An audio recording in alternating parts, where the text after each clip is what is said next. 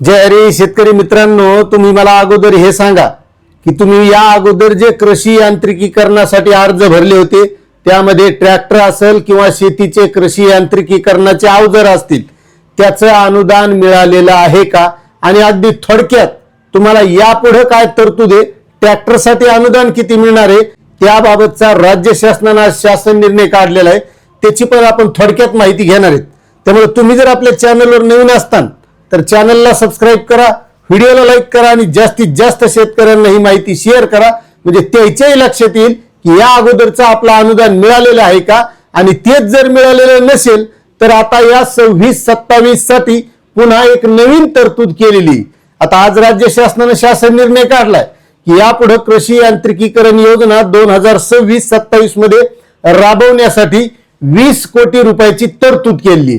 आता मला सांगा, महाराष्ट्रात 20 कोटी रुपये कृषी यांत्रिकीकरणाच्या अवजाराच्या अनुदानासाठी पुरतेत का हे लक्षात घ्या।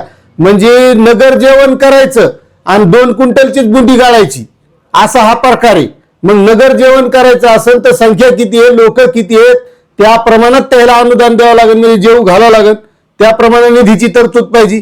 मात्र महाराष्ट्रासाठी फक्त 20 कोटी रुपयाची तरतूद करण्यात आली आणि त्यामध्ये महत्वाचं जे काही ट्रॅक्टर आहे, बरेच शेतकरी आता बैल शेतीला वापरण्यात ट्रॅक्टरचाच उपयोग घ्यालेत आणि ते ट्रॅक्टर घेण्यासाठी 50% अनुदान। जे काही अनुसूचित जातीचे शेतकरी आहेत, अनुसूचित जमातीचे शेतकरी आहेत, महिला शेतकरी आहेत, अत्यल्प भूधारक शेतकरी आहेत, त्याला 50% आणि जास्तीत जास्त रक्कम किती 1.25 लाख रुपये।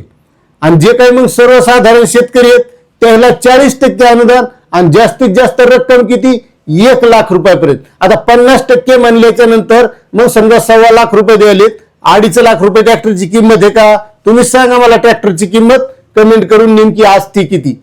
मग एवढंच छोटंसं अनुदान आहे। मात्र या अगोदरही बरेच शेतकरी कमेंट करून सांगत आहेत मला ट्रॅक्टरचं अनुदान मिळालेलं नाही।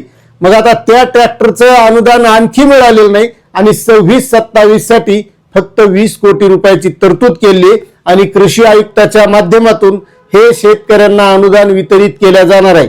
यापुढे जे शेतकरी कृषी अवजारे यांत्रिकीकरण योजनेच्या माध्यमातून अर्ज करतील त्यांना मग आता पहिलेच मिळालं का नाही तेवढं नक्कीच कमेंट करून सांगा। आणि हा शासन निर्णय तुम्हाला वाचायचा असेल त्याची लिंक आपल्या डिस्क्रिप्शन मध्ये। जय जवान जय किसान।